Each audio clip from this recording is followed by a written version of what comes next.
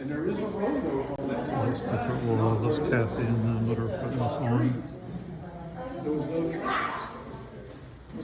Come up or no? Come on. I'm going to bring Jimmie Barr before we go to a Q&A because I want him to go over his crazy encounter that he had, and after that we're going to have Q&A. And just stay here, guys. It won't be long. Is that okay? Okay, because we have a little bit of time. So this is pretty interesting. You were on the what show? My childhood encounter. My name is Jimmie Barr, by the way. And first off, I do research here, sort of, but I am not out in the woods. Nowhere near as much as these guys are. They're out there all the time. I wish I had the time to do that. So these guys are the real dedicated researchers out there. So, Thank you. absolutely. If I had the time, I'd be out there. But I'm a family guy, and so children and all that stuff makes me stay home. But my encounter was aired in the Travel Channel show. These woods are haunted. I don't know if any of you guys are familiar with that. But when I was 7, my mom, she liked to consider herself a gypsy. So it wasn't uncommon for me to be in 3-4 schools a year, and we traveled a lot. So my mom, my stepfather's Native American, and he wanted to go back to his home in North Carolina. So we went back to his home in North Carolina. We were there for about 3 weeks, but as soon as we got there, I was in the back of that El Camino. We drove all the way from Illinois to North Carolina, and I was in the back of the El Camino. As soon as I jumped out, stretched my legs, my stepfather said, "Stay out of the woods, there's a hairy man back there." As a 7-year-old, I thought that was funny, because I never heard the words put together. I mean, he didn't like us anyway. He was hoping we were going to get eaten. So he literally laughed and said, "Well, I told you." So about 3 weeks in, we were there, and my brothers and I, we were running around the mobile home. So on this end of the mobile home was the trailer hitch. And this is where my mom's and stepfather's bedroom was. And on this end of the mobile home was my brothers and I's bedroom. We shared a bedroom. And so we're running, I would say, clockwise. And your parents were gone. And my parents were gone. They've been gone for 3 days. 2 or 3 days. Back then, I'm 53 now. This is when I was 7. So back then, you could do that kind of thing, just abandon your kids. It was, It's true. It's what everybody did, right? And so they were chasing me because I was the youngest and I was getting beat up all the time, getting dirt, clods, and sticks thrown at me. And as we got around the front of the trailer, there was this god-awful scream. It just sounded like a woman being ripped in half. It sounded like just one rip pull, just one scream. And it's terrifying. So we went from running to chasing each other to we just came together without saying a word. We were drawn together like, okay, now these guys are beating me up, but now we're really brothers. We've got to stick together. And without saying a word, we went around this side of the trailer and we started going back towards the woods. And it was only about 75 feet, 100 feet, maybe 75 feet. From the trailer was the very first tree, was a pine tree. And we were walking up to that pine tree. Can you be my pine tree? It's a stout pine tree. But as we were walking up to the pine tree, there was a crack up in the tree, so we all looked up. And when we looked up, the very first branch was about 15 feet up. And when we looked up, what was on the branch, it was like a 6 foot tall chip, but we didn't know it was 6 foot tall till it landed, because when it was on the pine tree, so I'm literally 5 feet from the pine tree, and when it was on the pine tree, on the branch, it had its arm wrapped around the trunk like this. Its feet were on the branch all the way up against the tree. It was squatted down, but it was completely held out like this. And when we looked up and made eye contact, it went to stand. And when it went to stand, that branch broke, and it fell straight down. And as a kid, when you're 7 years old, everything's magnified. Something's going to die. There's no doubt. It's 15 feet up. It's going to die. So I'm looking down here at the tree, waiting for a body to die. But when it landed like it's you or I stepping off a curb. Its knees barely bent. It barely bent, like you could have done 50 feet. And so I'm looking at the knees, and then I look up, and when I look up, its eyes looked at me. I looked at it, and that's when it changed its eyes. Its eyes got big, and that's when you could see the white. It didn't change. The mouth expression didn't change. It didn't grimace. Its just eyes were like, shit, I'm busted. And so we turned around and booked it. And that's when I say to everybody, that's the day I should have learned to run faster, because my brother Bobby beat us back to the mobile home. And that mobile home was just put there, so the back door steps were made out of cinder blocks. One level of cinder blocks, and then another level, and then another level, and that last step was a really big step to get inside. My brother Bobby beat us there, and he locked the door. So my brother Galen and I, as we're running up outside the back door, there's a freezer chest, like an old ice cream freezer chest. It had like a weathered plexiglass type of color top on it, so you used to be able to see through it, but it was like old headlight cover where it was hazed over. And my brother opened it up, scooped me in, and put me in. And we went in there. And basically, we didn't know what else to do. You know, there was nowhere else to go. But we're in there, and this thing walked up to the freezer chest. It just kind of looked over as we're looking at it, and it just hopped. One hop, it's like a horse when it releases all of its air. It just went, and it just turned, and then it walked away. I mean, we were there for the taking if it wanted us, but it didn't do anything. Also, that was when it fell and we took off running. I went back, it stopped at its tracks. But it didn't chase us. Yeah. It was just walking. And so later that night, just twisted as my brothers are, in that back room, again, when we walk into that back door of the steps, as soon as you walk into that back door, to the immediate right is the door to our bedroom on that end of the trailer. And on that end of the trailer where the cinder blocks are, to set the scene up, that wall is where the headboard is. And the footboard of the bed comes out towards the middle of the room. And then on this wall is where the window is. That night I'm sitting on this side of the bed. The window's right there. And back in the day, 47 years ago, 46, whatever the math is, there was this toy. It was called a ghost gun. And basically what it did was you could change the caps on it, and it would put up different shapes of the beam on the wall. And they would turn the light on. Whoever screamed first got to seen it first or whatever. It was stupid, you know. You get to take the gun and do it or whatever. And I'm crying. I don't want to do this game. I don't like this game. It's pitch black. I don't want to do this anymore. And I want to turn the lights on. I'm like, let's turn the lights on. Let's turn the lights on. I'm like, no, I need a baby. Let's turn the lights on. So my brother Bobby thought, let's open the blinds. Let's open the curtains and give some light or whatnot. Or whatever. It wasn't good enough for me, but we did it anyway. So when my brother Bobby took that light and went across that window, mind you, this is the window. This is where I'm sitting. Foot of the bed's here, the headboard's here, and so is the wall. And when he goes across that window, it goes right across the eyes of something else standing there in the window. And if you've ever been in a mobile home and you know how tall the windows are, you'll understand the size. It was sitting at the window, standing at the window. I could only see from here to here and here. This took up the entire window. And it did not look like the one that fell out of the tree. The one that fell out of the tree looked like a 6-foot-tall chunk. It best reminded me of Caesar on Planet of the Apes with Mark Wahlberg. It was black, it had the bubbled lips, but its skin in the face was charcoal on the outside, but it speckled into our tone here. You know, it speckled into our flesh tone. And the lips were bubbled like a chunk. The thing at the window was not. The thing at the window, it was cinnamon colored.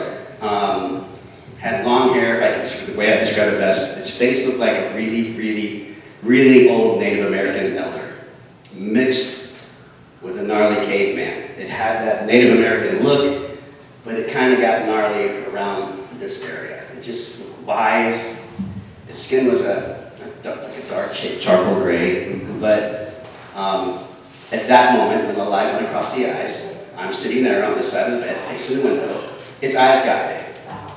I turned around, put my hand on the bed, jumped over, and by the time my feet landed on the ground, one of those cinder blocks were thrown through our back door, completely through the back door. And so that began the how do we survive this thing? What do we do? And it just was one big rush to where We just went as a group to jump over the hole. But what I never could understand was when we got past it, what was it? The window was cinnamon, but the arm that came through was black, just like the one that fell out of the tree. But it took me a long time to understand that there were two of them at the same time, because, again, I had a really troubled childhood, and my mother was very abusive, neglected. My siblings will tell everybody all day long, it's amazing that we made it to our teens. When Mom was coming home, we had to decide now how to explain to her what happened to the door, because the real monster was coming home. This is real. We used to get beat and punched with boards and sticks and things thrown at us that are used for construction. So we had to explain, how are we going to get out of this alive?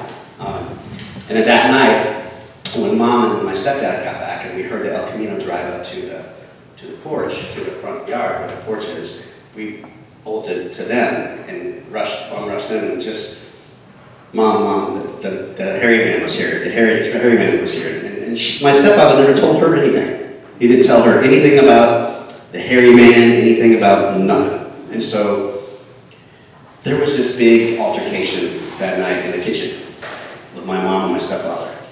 Anything that could be thrown and hit and whatever, there was a big fight that night. But we lived there for 3 weeks. And that night, we packed up all of our belongings, our clothes in the garbage bags, put them back in the El Caminos. We went back to Illinois. We stayed there for 3 weeks. This thing happened, traumatized all of us, and we drove back away. My stepfather tried to calm us down and say, it was your cousin, Franklin, down the street.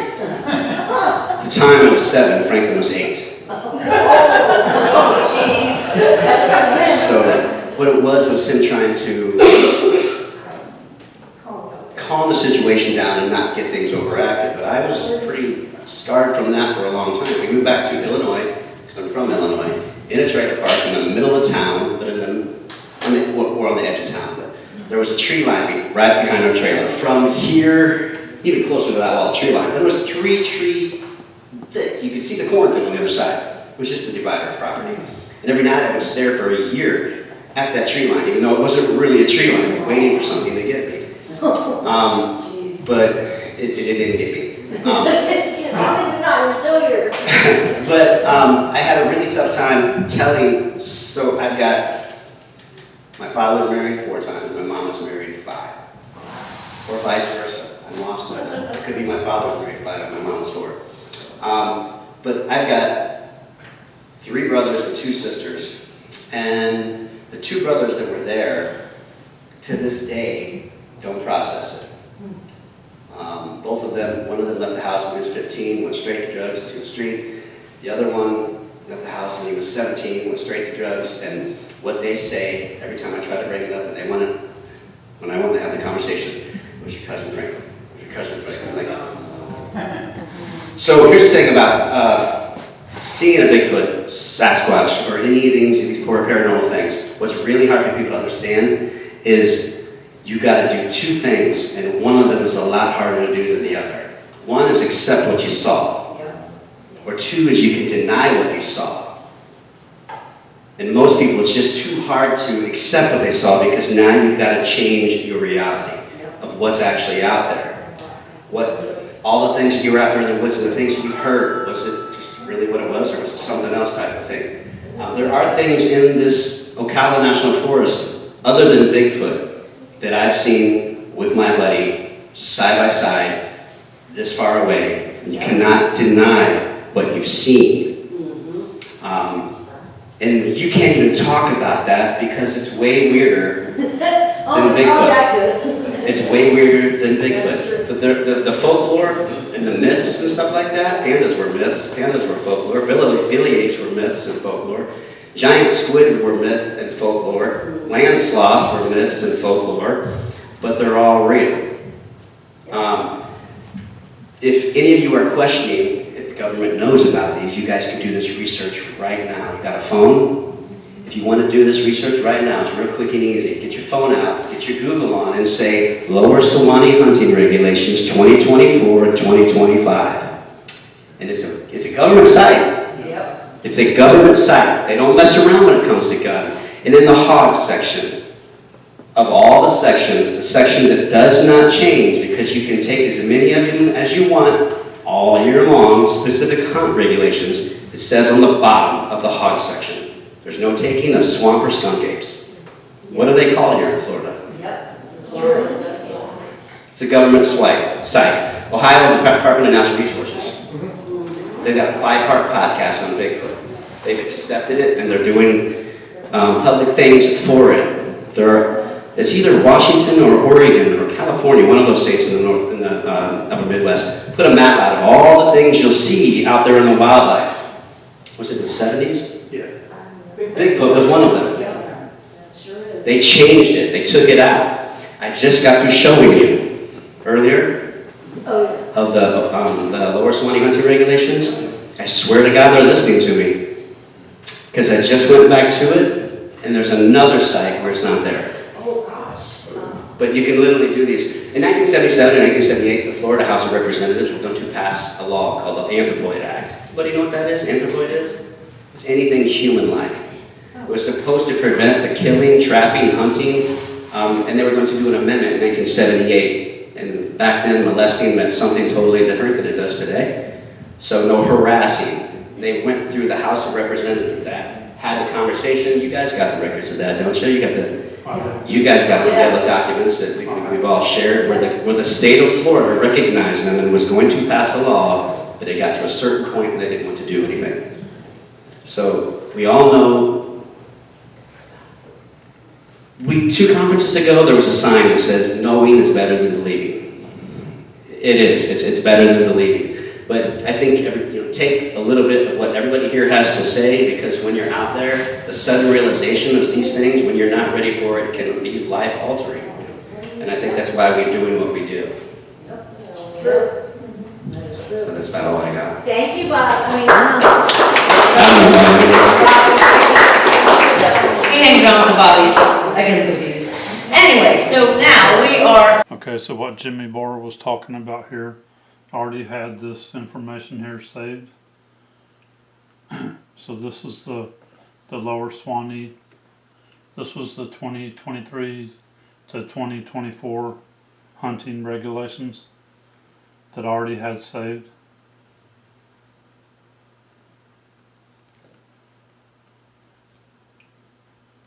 Alright, so and I tell everybody to take a screenshot of this and save it. This is evidence. This is evidence that the government knows these are real. So save this.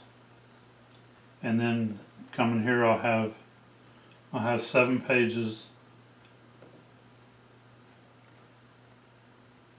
I have 7 pages from the 1978 the House of Representatives, the Florida House of Representatives in 1978, where they were considering making the male skunk ape huntable, doing a hunting season on the male skunk ape. Alright, so save these, do screenshots and save these. This is evidence that the government knows these are real. Alright, so save them. And then I also have here, okay, so I was doing some more research into these. And I have the 2020, 2021 hunting regulations. And they say the same thing.